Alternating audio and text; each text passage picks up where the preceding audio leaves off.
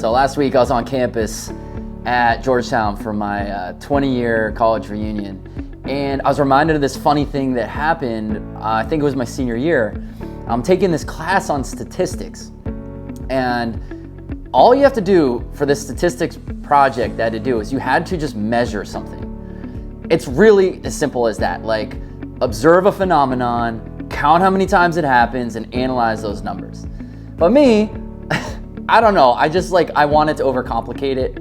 I didn't like the rigidity of that project. But I really wanted to study this particular phenomenon that happens at Georgetown, where there's this, it's a mosaic, it's inlaid into a landing that is right as you enter or exit one of the main buildings on campus. And there's superstition around it. And the superstition is you don't step on the seal.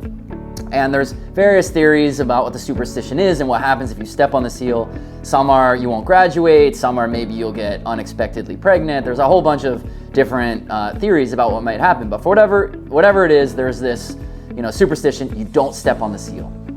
And I wanted to study that.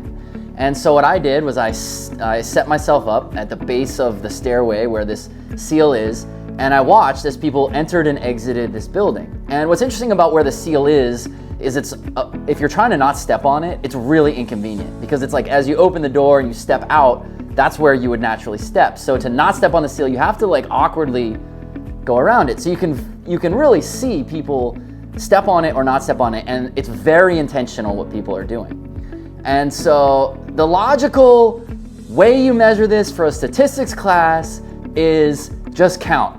Who stepped on it, who didn't? What a percentage basis, like how many people step on it, how many don't. That actually would have gotten me probably an A, and probably would have been a statistically interesting thing to observe.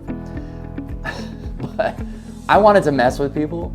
So what I did was I did measure who stepped on it and who didn't step on it. But I then would approach people with the opposite of what they did. And I wanted to measure who reacted strongly to that question. So for example, let's say someone didn't want to step on the seal and they were worried about this superstition, they might not graduate.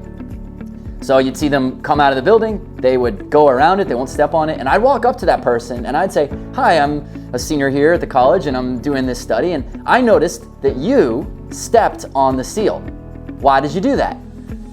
And then what I was really measuring was, did they correct me? Did they state some sort of intention that no, absolutely not? And how strong did I think their emotional reaction was to this? And it was really powerful to see that whether people stepped on it or didn't step on it was very, very intentional. So if I went up to someone who intentionally did not step on the seal because of the superstition, and I said, hey, you stepped on the seal, they got really emotional. They got really upset with me. They're like, don't you dare say that. I absolutely didn't do that. Don't put that out in the universe, that kind of thing. And I thought that was really interesting.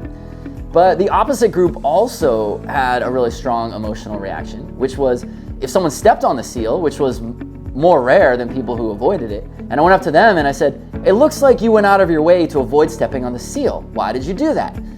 And they got really pissed off too. And they would say, oh no, I absolutely stepped on that thing. This superstition is ridiculous, blah, blah, blah. Your observation was wrong. You're an idiot, all this kind of stuff. And people got really angry at me.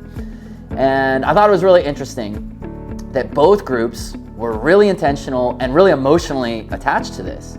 And by simply stating the opposite of what their actual observed behavior was, you could elicit an emotional response. I thought that was statistically interesting, that nearly 100% of people could be predicted to act in this way, irrespective of which choice they made. My teacher did not agree. I actually think, I don't know, I got a B- or something, which to a kid at Georgetown is that you might as well be failing. But that I thought was an interesting example as I'm there on campus now 20 years later thinking about this study about how even back then, even before I understood all the hacker principles that I've spent all these years studying now, that nonconformity is something that is inherent in me. I was told to go measure something. I'm like, but what if I didn't do it the way that you think I should do it? What if I did it an opposite way? What if I did it a different way? Now, the traditional way that a teacher wants you to study that thing, it didn't jive with the traditional way of thinking about it. But nevertheless, I found a result that I thought was really interesting. Maybe it doesn't fit the norms of how a statistics class is measured, but that was a really fascinating finding.